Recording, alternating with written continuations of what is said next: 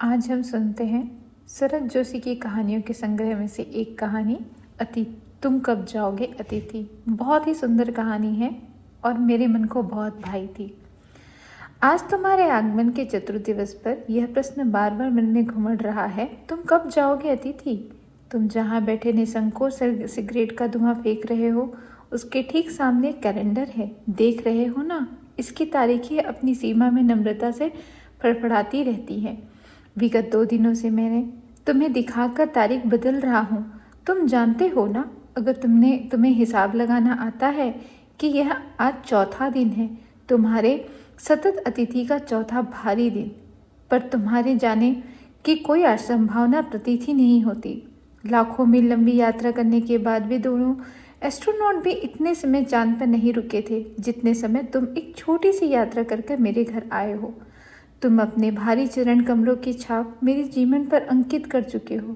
तुमने एक अंतरंग निजी संबंध मुझसे स्थापित कर लिया है। तुमने मेरी आर्थिक सीमाओं की बेचारी चट्टान देख ली है। तुम मेरी काफ़ी मिट्टी खोद चुके हो। अब तुम लौट जाओ अतिथि।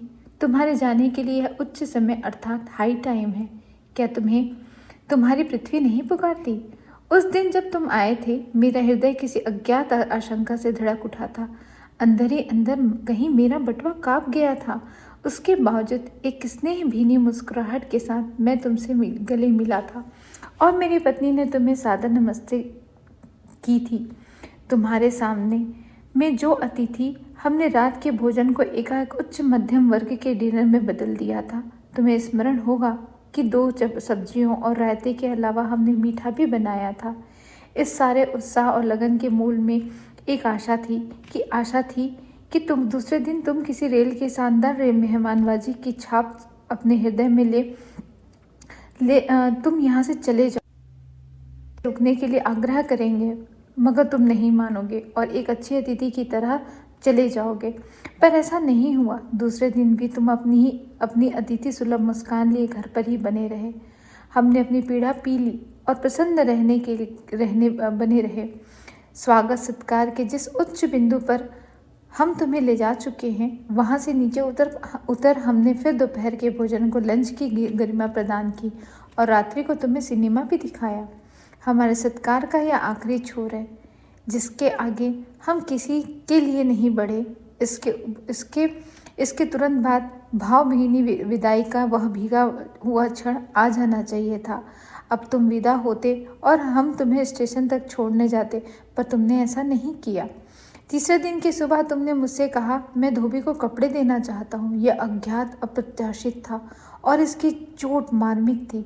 तुम्हारे समीप की बेला एकाएक यूं रबड़ की तरह खींच जाएगी, इसका मुझे अनुमान न था।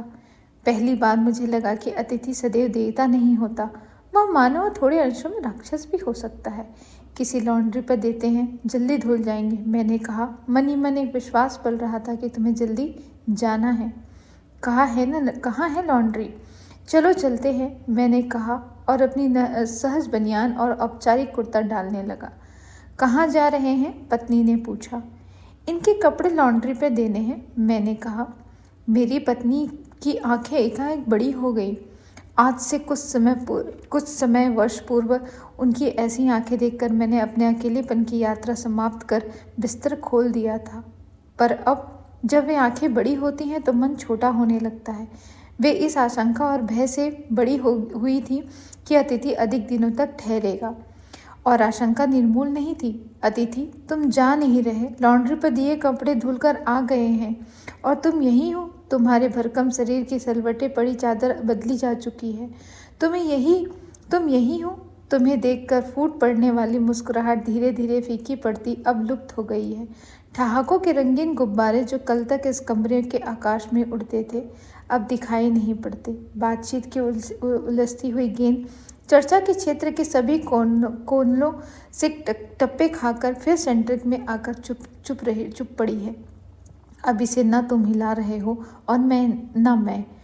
कल से मैं उपन्यास पढ़ रहा हूँ, तुम फिल्मी पत्रिका के पन्ने पलट रहे हो। शब्दों का लेन देन मिट गया है और चर्चा के विषय चुक गए हैं। परिवार, बच्चे, नौकरी, फिल्म, राजनीति, रिश्तेदारी, तबादले, पुराने दोस्त, परिवार नियोजन, महंगाई, साहित्य और यहाँ तक कि आँख मार मार कर हमने पुरानी प्रेमिकाओं का भी जिक्र कर लिया है। अब एक चुप्पी है। सौहार्द अब शैने शैने बोरियत में रूपांतरित हो रहा है। भावनाएं गालियों का रूप ग्रहण कर रही हैं, पर तुम जा नहीं रहे। किसी अदृश्य गोंद से तुम्हारा व्यक्तित्व यहाँ चिपक गया है। मैं इस भेद को सपरिवार समझ नहीं पा रहा हूँ। बार बार यह प्रश्न कर रहा हूँ, तुम कब जाओगे अतिथि? कल पत्नी ने धीरे से पूछा था। कब तक टिकेंगे ये? मैंने कंधे उचका दिए। क्या कह सकता हूँ? मैं तो आज खिचड़ी बना रही हूँ, हल्की रहेगी, बनाओ। सत्कार की उष्मा समाप्त हो रही है। डिनर से चले थे, खिचड़ी पर आ गए। अब भी अगर तुम अपने बिस्तर को गोलाकार रूप नहीं प्रदान करते हो तो हमें उपवास तक जाना होगा। तुम्हारे मेरे संबंध का एक संक्रमण के दौर से गुजर रहे हैं और तुम्हारे जाने का यह चरम क्षण है। तुम जाओ ना अतिथि। तुम्हें यहाँ अच्छा लग रहा है ना? मैं जानता हूँ दूसरों के यहाँ अच्छा लगता है। अगर बस चलता तो सभी लोग दूसरों के घर यहाँ रहते, पर ऐसा नहीं हो सकता। अपने घर की महत्ता के गीत इसीलिए गाए गए हैं। होम को इसी कारण से स्वीट होम कहा गया है।